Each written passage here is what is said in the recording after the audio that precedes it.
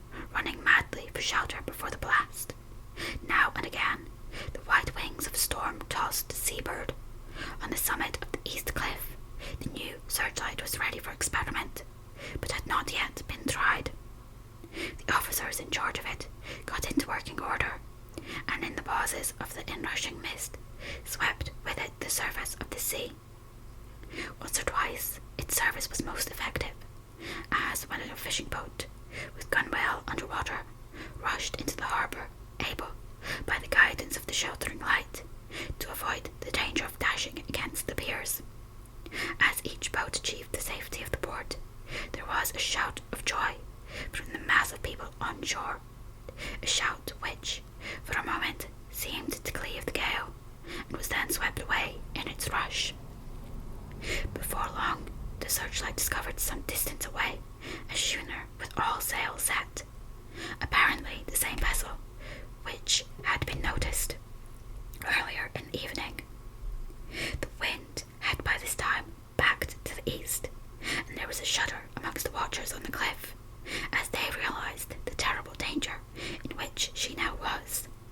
Between her and the port lay the great flat reef, on which so many good ships from time to time suffered, and with the wind blowing from its present quarter, it would be quite impossible that she should fetch the entrance of the harbour. It was now nearly the hour of high tide, but the waves were so great that, in their troughs, the shallows of the shore were almost visible, and the schooner, with all sails set, was rushing with such speed that, in the words of an old salt, she must fetch up somewhere, if it was only in hell. Then came another rush of sea fog, greater than any hitherto, a mass of dank mist, which seemed to close on all things like a grey pall, and left available to men only the organ of hearing, for the roar of the tempest, and the crash of the thunder, and the booming of the mighty billows came through the damp oblivion, even louder than before. The rays of the searchlight were kept fixed on the harbour mouth across the east pier, where the shock was expected, and the men waited breathless. The wind suddenly shifted to the northeast, and the remnant of the sea fog melted in the blast. And then, Mirabelle, Dick-Dew, were the piers, leaping from wave to wave as it rushed at headlong speed, swept the strange schooner before the blast, with all sail set, and gained the safety of the harbour. The searchlight followed her, and a shudder ran through all who saw her, for lashed to the helm was a corpse, with drooping head, which swung horribly to and fro at each motion of the ship. No other form could be seen on deck at all. A great awe came on all as they realized that the ship, as if by a miracle, had found the harbour, unsteered save by the hand of a dead man. However, all took place more quickly than it takes to write these words. The schooner paused not, but, rushing across the harbour, pitched herself on the accumulation of sand and gravel, washed by many tides and many storms, into the southeast corner of the pier jutting under the east cliff, known locally as Tate Hill Pier. There was, of course, a considerable concussion as the vessel drove up on the sand heap. Every spar, rope, and stay was strained, and some of the top hammer came crashing down. But, strangest of all, the very instant the shore was touched, an immense dog sprang up on deck from below, as if shot up by the concussion, and, running forward, jumped from the bow on the sand, making straight for the steep cliff, where the churchyard hangs over the laneway to the east pier so steeply that some of the flat tombstones, Thruffensteins, or Throwstones, as they call them in the Whitby vernacular, actually project over where the sustaining cliff has fallen away. It disappeared into the darkness, which seemed intensified just beyond the focus of the searchlight. It so happened that there was no one at the moment on Tate Hill Pier, as all of those whose houses are in close proximity were either in bed or were out on the heights above. Thus, the Coast Guard on duty on the eastern side of the harbour, who, at once, ran down to the little pier, was the first to climb on board. The man working the searchlight, after scouring the entrance of the harbour without seeing anything, then turned the light on the derelict and kept it there. The Coast Guard ran aft, and when he came beside the wheel, bent over to examine it, and recoiled at once as though under some sudden emotion. This seemed to pique general curiosity, and quite a number of people began to run.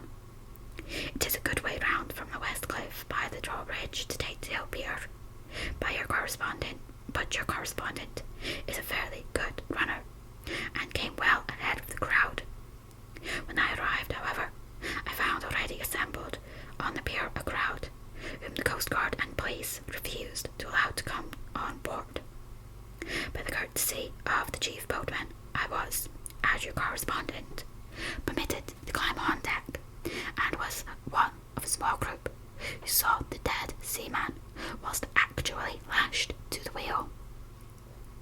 It was no wonder that the Coast Guard was surprised, or even awed, for not often can such a sight have been seen. The man was simply fastened by his hands, tied one over the other, to a spoke of the wheel. Between the inner hand and the wood was a crucifix, the set of beads on which it was fastened being around both wrists and wheel, and all kept fast by the binding cords.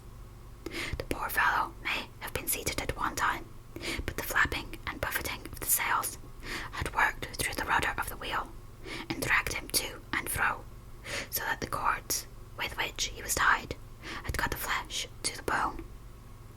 Accurate note was made of the state of things, and a doctor, Surgeon J.M. Caffin, of 33 East Elliot Place, who came immediately after me, declared, after making examination, that the man must have been dead for quite 2 days. In his pocket was a bottle, carefully corked, empty save for a little roll of paper, which proved to be the addendum to the log. The Coast Guard said the man must have tied up his own hands, fastening the knots with his teeth.